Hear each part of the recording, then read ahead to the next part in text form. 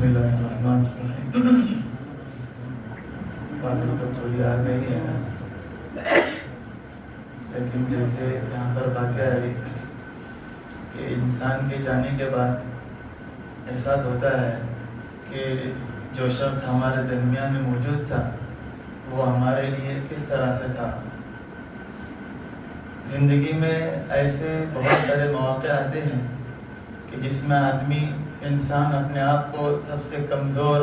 بے بس اور ٹوٹا ہوا محسوس کرتا ہے، تو یقیناً ان کے متعلقین کے لیے یہ موقع، یہ لمحہ ایسا ہی ہے، اس لیے کہ انسان دنیا کے اندر بہت سارے اچھے کام کرتا ہے، جیسے مولانا شعور صاحب نے کہا، خیرات کے کام کرتا ہے، صدقہ و خیرات کرتا ہے، لیکن اخلاص اصل چیز ہے۔ تقریباً گزشتہ 4-5 سالوں سے ہمارے ساتھ میں ان کے تعلقات ہونے کی وجہ سے میرے لیے بڑی سعادت اور اعزاز کی بات ہے کہ ماہانہ کے علاوہ ان کی بہت سارے ایسی چیزیں انہوں نے ہم سے کہا تھا کہ مثال کے طور پر فلاں کوئی فیملی ہے، ان کے گھر پر حالات ایسے آئے ہیں کہ یہ رقم ان کے گھر کے حوالے ان کے گھر میں پہنچا دی جائے، لیکن انہوں نے کہا کہ ایک ایسا راز ہے جو اپنے ساتھ لے کر چلے گئے سوائے ان کے اور اللہ کے، اور مجھے درمیان میں واسطہ پڑنے کے اور کسی شخص کو معلوم ہی نہیں ہے۔ یہاں تک کہ ابھی گزشتہ سالوں میں 2-3 واقعات ایسے ہوئے کہ ایسا گھرانہ جن کے مرد کے ساتھ میں ان کے کچھ تعلقات میں انبن ہونے کی وجہ سے وہ ڈائریکٹ ان سے بات کرنے کی ہمت نہیں کر سکتے تھے، لیکن جب انہیں معلوم ہوا کہ ان کے گھر والوں پر کچھ ایسے حالات ہیں تو انہوں نے مجھے تقریباً ایک مرتبہ رات میں 1:30 بجے کے قریب فون کیا اور کہا کہ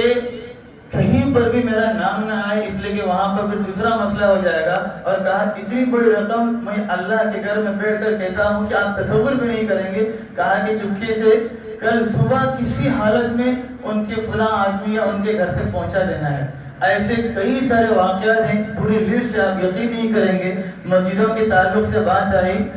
ہر مہینے جب بھی جو میں نے فون بات کی ہے،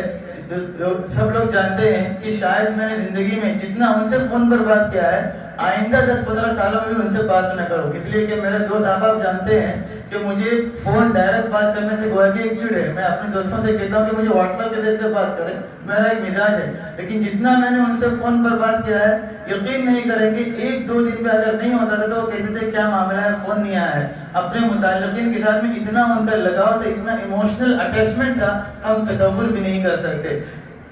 بڑکل کے علاوہ بڑکل کی کئی سارے مساجد کے تعلق سے، ایک تو رمضان کے موقع پر ان کا ایک معمول تھا، پورا ان کا ایک سسٹم تھا، ان کی پوری لسٹ آ جاتی تھی، راشن ان کے کٹس کے اعتبار سے، ان کی جو ہے نا پیسے وغیرہ پہنچانے کے اعتبار سے، دوسرے کئی سارے مسلح، ان کو ایک ذوق تھا، ان کا ایک مزاج تھا، اللہ تبارک و تعالیٰ نے ان کے اندر وہ چیز رکھی تھی، اللہ کے گھر کے ساتھ ان کی جو محبت تھی۔ انما یعمر مساجد اللہ من آمن باللہ والیوم الآخر واقام الصلاۃ وآتى الزکاۃ ولم یخش الا اللہ، کہ اللہ تبارک و تعالیٰ اپنے گھر کی تعمیر، اس کی آبادی کی فکر انہی لوگوں کے دیتے ہیں جن کے اندر اللہ کا خوف ہوتا ہے، جو متقی اور جو ہدایت پانے والے لوگ ہوتے ہیں۔ تو گویا کہ وہ ہر سال اور دوران سال بھی فون کرتے تھے کہ خبر نکالو کون سی مسجد میں کارپیٹ کی ضرورت ہے، کون سی مسجد میں اور کیا خرچ کی ضرورت ہے، یہاں تک کہ ابھی گزشتہ تقریباً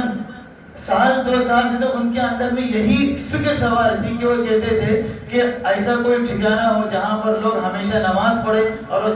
ان کے لیے صدقہ جاریہ بنے۔ تو انہوں نے ان کا جو وہاں پر ان کی جو نیچے جو بلڈنگ ہے وہ ملبار بیکری کے اوپر انہوں نے ایک پریئر ہال بنایا تھا لیڈیز کا، تقریباً گزشتہ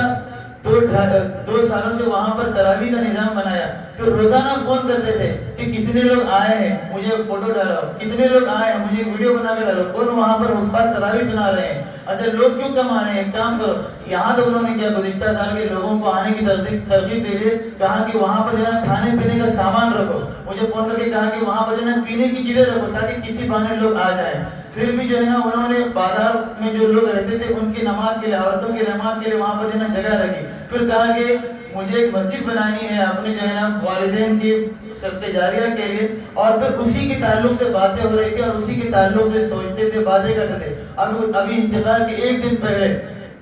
کئی سارے لوگوں کے ساتھ ان کی بات چیت ہوئی، تقریباً اس دن انہوں نے مجھے صبح 6 بجے فون کیا، پھر میں نے کہا کہ مجھے نیند کا تقاضا ہے، رات میں نیند نہیں ہوئی تھی اس لیے کہ مجھے کچھ کام کی وجہ سے بہت لیٹ سویا تھا۔ پھر دوبارہ انہوں نے مجھے 8:30 بجے فون کیا، پھر دوبارہ انہوں نے مجھے 10:30 بجے فون کیا، اور تینوں فون پر وہی مسجد کے تعلق سے بات چیت، میں آ رہا ہوں، کسی کو بتانا نہیں ہے، مجھے جو ہے نا اپنے متعلقین کو یہ 2-2 3-3 الگ الگ سرپرائز دینا ہے۔ کیا پتا تھا کہ وہ ہمیں سرپرائز موت دے کر جائیں گے، بس کہنے ان کے اگر کہیں گے تو بہت ساری باتیں ہیں، لیکن بس باتیں بہت سارا کہ اصل ہمارے لیے پیغام ہے کہ ہم ان کی خوبیوں کو اپنے اندر لانے کی کوشش کریں، اور ان کی موت سے سبق حاصل کرتے ہوئے ہم لوگ اپنی آخرت کی تیاری کی فکر کرنا سکیں۔